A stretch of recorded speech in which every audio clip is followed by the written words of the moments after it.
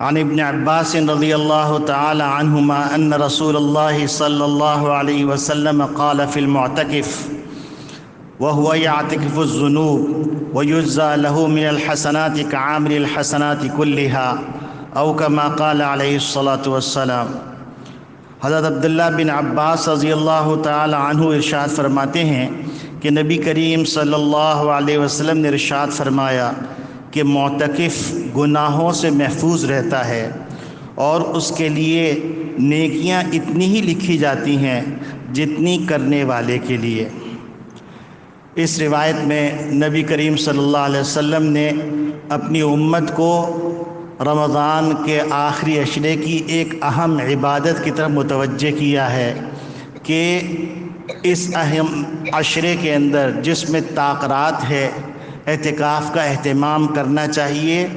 اور اعتکاف اگر پورے محلے میں کوئی نہ کرے تو سارا محلے والا گناہ گار ہوگا، لہٰذا اعتکاف کا اہتمام کرنا چاہیے۔ اگلی روایتوں میں آئے گا کہ اعتکاف کی کیا فضیلت ہے اور اس کا کتنا عظیم ثواب ہے۔ دوسری بات یہ ہے کہ ایک اعتکاف تو وہ ہوتا ہے جو رمضان کے آخری عشرے میں کیا جاتا ہے، اور ایک آسان سا اعتکاف یہ ہے کہ جب آپ مسجد میں داخل ہونے لگیں تو آپ کہیں بسم اللہ دخلت وعلیہ توکلت ونویت الاعتکاف ما دمت فی المسجد، کہ میں اللہ کے نام سے داخل ہوتا ہوں، اللہ پر بھروسہ کرتا ہوں، اور جب تک میں مسجد میں رہوں گا میں اعتکاف کی نیت کرتا ہوں۔ تو اب آپ مسجد میں نماز پڑھ رہے ہیں، عبادت کر رہے ہیں، وہ تو ثواب مل ہی رہا ہے، لیکن اس اعتکاف کے ثواب کی وجہ سے وہ ثواب ملٹیپلائی ہو رہا ہے۔ اور اس کے اندر اعتکاف کے اندر ثواب کس بات کا ملتا ہے کہ ایک آدمی جنازے میں نہیں جا سکتا، ایک آدمی کسی کی صلہ رحمی اور تیمار داری کے لیے نہیں جا سکتا،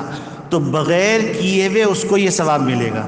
تو ہم جب تک مسجد میں رہیں گے تو اس وقت تک ہم کو یہ ثواب ملتا رہے گا۔ اگر کسی کو عربی میں یاد نہیں ہے تو بس وہ اتنا کہہ لے کہ میں جب تک مسجد میں ہوں اعتکاف کی نیت کرتا ہوں،